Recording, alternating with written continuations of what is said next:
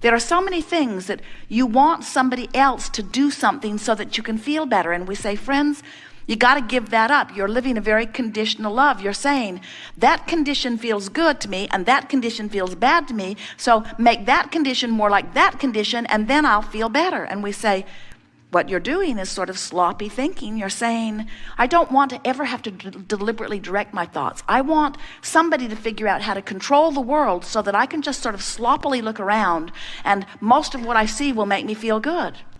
And we say, that isn't what you want at all. You want the variety and you want the discipline to turn your thoughts toward those things that are a vibrational match to who you really are.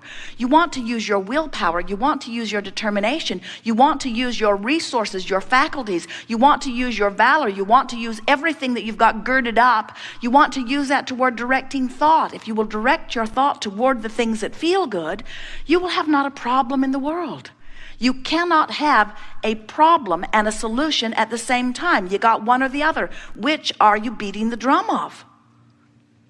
It does not matter where anyone is relative to anything that they want, because these things are always true. Everything that you are living has caused you to ask for more, and that more is already accomplished vibrationally. You just got to chill out. You just got to relax. You just got to let go. You've just got to stop trying so hard. You've just got to stop defending why you want it by explaining how bad it is without it. Every time you're justifying or defending or rationalizing, you're pointing upstream. Even Esther, with all that she hears from us, sometimes will get stuck on the rightness of an issue rather than how the thought she's thinking feels. She'll say, oh, come on, Abraham, you got to give me this one. You know I'm right. You know that what happened here was wrong. You know that that should not have been that way. And we say, we're sure you could poll most of the world and much of the world would agree with you. Maybe even more would agree with you than would disagree with you. Maybe almost all would agree with you, but it doesn't make any difference. Rightness is not the issue. Alignment is the issue. And every time you push against anything, you are depriving yourself of what you want. There is a war against cancer, a war against drugs, a war against terrorism, a war against poverty, a war against, and every one of them getting bigger.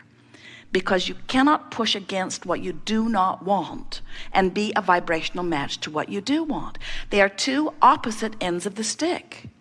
When you pick up the stick that says money, on one end of it is plenty of money, on the other end of it is not nearly enough money, and the end of the stick with plenty of money feels entirely different than the end of the stick with not enough money.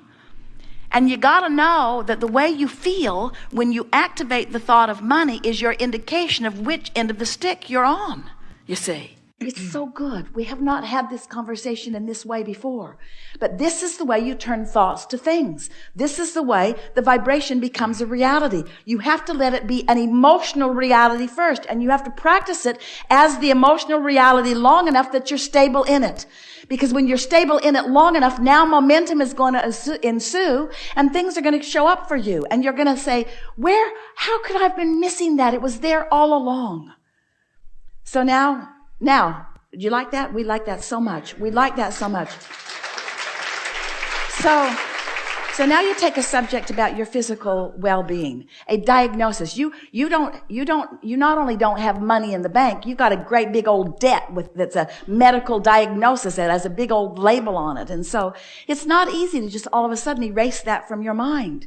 And it's not easy to find a path in the same way that people are having a hard time these days finding a path of money into their experience, while they could find the path of feeling good into their experience instantaneously, since they haven't found the way, since there's not a specific cure or a specific thing that other people have done enough that you can just believe it for sure, then it gets you all hung up. You've got to come through the back door, like Esther always does.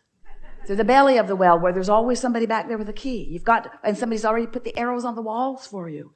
In other words, you got to come in it a different way. And that different way is you have to focus on the emotional accomplishment that you can accomplish, not the manifestational part that is a little slower in coming. And it is our promise to you. It is our absolute promise to you.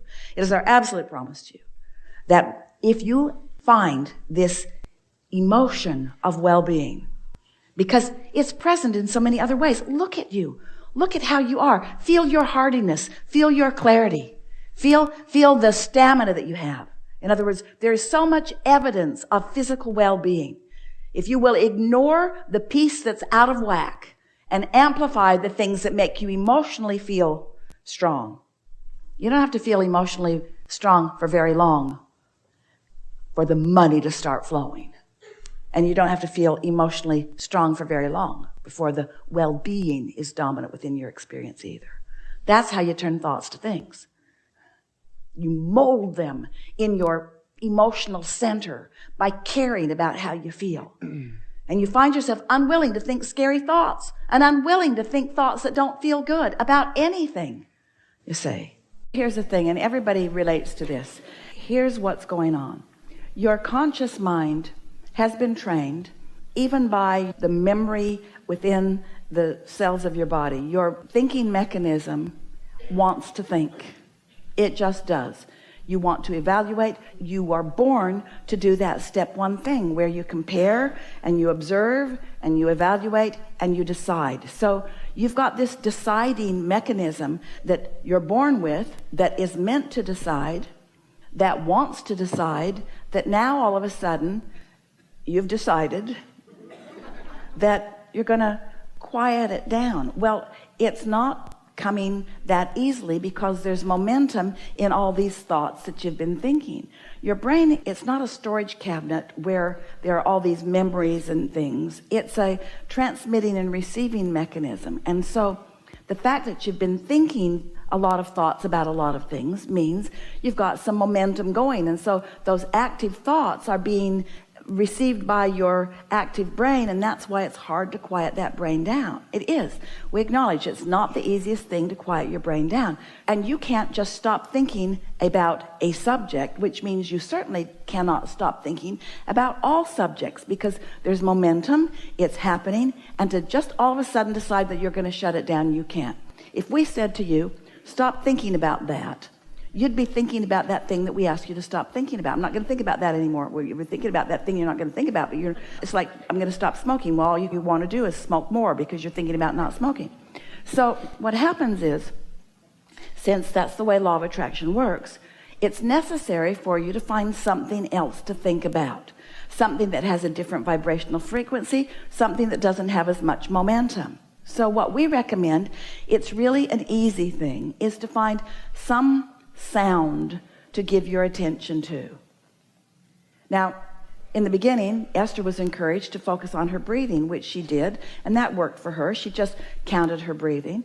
Esther said to someone the other day who was arguing for her limitations about meditating also, Esther said, sometimes I have to relax and start over 20 or 30 times in the first 5 or 10 minutes of meditation, because there's so much going on. There's something happened that's really got my attention, and there are a lot of people thinking about it, and because I've been thinking about it, then there are a lot of people thinking about it, and so it's just the way it is. But because I care about quieting my mind, I keep reaching for quiet, I keep reaching for quiet, I keep reaching for quiet, and eventually I find quiet, Esther says, and eventually anybody can.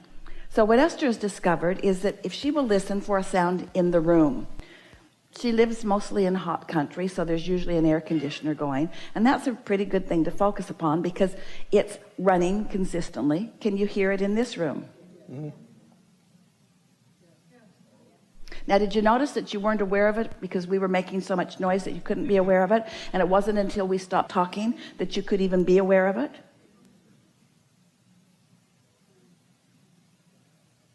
But now you can be aware of it. And the thing about a sound in a room like that is that there's not that much interest. Oh, that's not as good a sound as I've listened to before. You don't think thoughts like that. Oh, that sound has a bad attitude. That sound betrayed me. That sound owes me money. You just don't have all that connection to that sound. So that boring sound that you've decided to focus upon will quiet your mind, because you didn't say you're not going to think about something. You said you're going to think about something. So you turned your attention to something. Now sometimes Esther will think about it, and then her mind will wander on to other things, and then she'll think about it. Sometimes it takes a little while to get focused upon it, but when you do, when you get enough quiet momentum going on this boring subject, your mind will quiet down. And when it does, you will feel it. It will be a visceral feeling. It will be a physical feeling. Some of you began feeling it just in the few seconds we asked you to focus on that sound.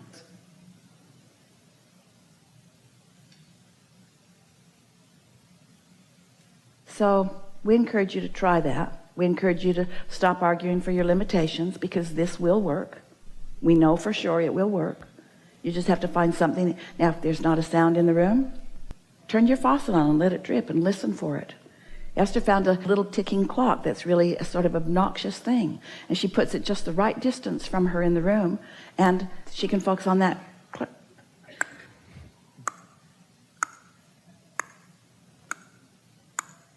Just something that gets your attention, because your mind is trained to focus on something. It wants to focus on something, but you're the decider. You can decide what it focuses on. You don't have any control over most of everything that's around you. So when you give up control of the external conditions and you accomplish control of your own focus, oh, you tap into a power, you tap into a clarity. Do you know that one who's aligned with that is millions of times more powerful than one who's just banging around, letting conditions affect them? This is really worth going for. This is worth saying, I am committed, I am decided that I'm going to spend 15 minutes and I'm going to quiet my mind, and it doesn't matter to me if I do it today or tomorrow or the next day. I don't care if it takes me 6 months to accomplish it. I'm going to learn how to tap in to the energy that creates worlds, and I'm going to use that energy toward the things that matter to me. Decide it and do it. It's easy. It's easy. It's easy. It's easy. It's as easy as sitting down. That's easy. It's as easy as listening for something. That's easy. And it's as easy as continuing to continue to listen for that something. That's all that it is. And then suddenly you're thinking, and you're thinking, am I thinking? Am I thinking? No, that's not anything I was thinking about. This isn't a continuation of my thought. This is the thought of source. This I will listen to. Helpful? Yes, I'm going to keep trying. Just another thought that I had. Well, as Yoda says. Okay. I will continue to set the timer for 20 minutes every morning. There's a Starbucks in the area where Esther lives, and her family and Esther, when they go through the Starbucks, they've started the fun of placing their order and also asking for an inspirational quote. Just for fun. And when they do, the response through the speaker is, oh, it's you guys. And they say, yep, it's us, and get ready for us because we're going to be at the window soon. And the last inspirational quote was, do or don't do. There is no try. There is no try.